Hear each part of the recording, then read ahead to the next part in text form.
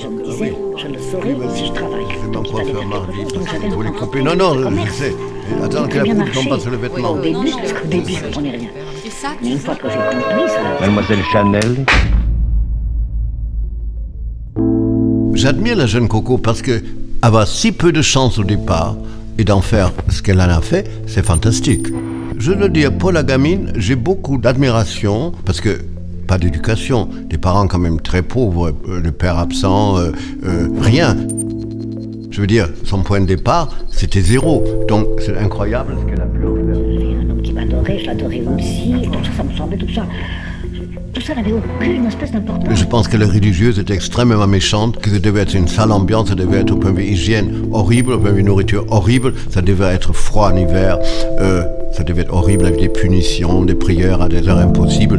On se demande comment elles ont survécu pour avoir attrapé des maladies, des rhumes, des grippes, des pneumonies et le reste. C'était sordide. Tout le monde me donnait tout, je ne voulais rien. La carrière de Coco ne se fait pas en 24 heures. Il y a uniquement son charisme qui peut expliquer ça. Elle devait avoir un charme et un piquant, parce que je pense qu'elle était piquante dans sa jeunesse, que les autres ne devaient pas avoir. Chanel, elle avait un côté irrésistible. Avec l'épée, Chanel, elle avait une sorte de distinction naturelle. Une définition de l'élégance. Qu'est-ce que c'est que l'élégance? Beaucoup de choses, vous savez. Elle avait un peu, quand même, sur les photos, la beauté du diable, avec beaucoup de cheveux, le front très bas, des sourcils très forts. C'était une sorte de Audrey Hepburn rurale.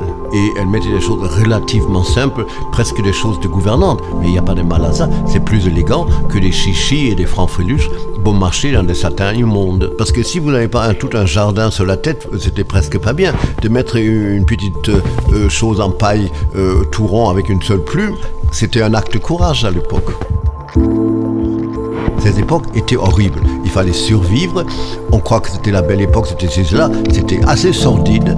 C'était beaucoup plus difficile pour une femme, surtout de réussir, que ça n'est aujourd'hui. Il fallait réussir, prouver qu'on avait sa place au soleil, ce qui est tout à fait normal, estimable et même admirable. Moi, Coco Chanel, je la comprends.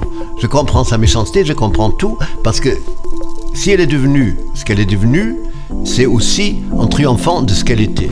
C'est tout à son honneur, hein. Elle ne s'est pas laissé les autres lui passer dessus. Elle a beaucoup aidé à faire d'elle une légende. Elle était fabricant de légendes. Hein. Mais elle a raison. On ne doit la vérité à personne.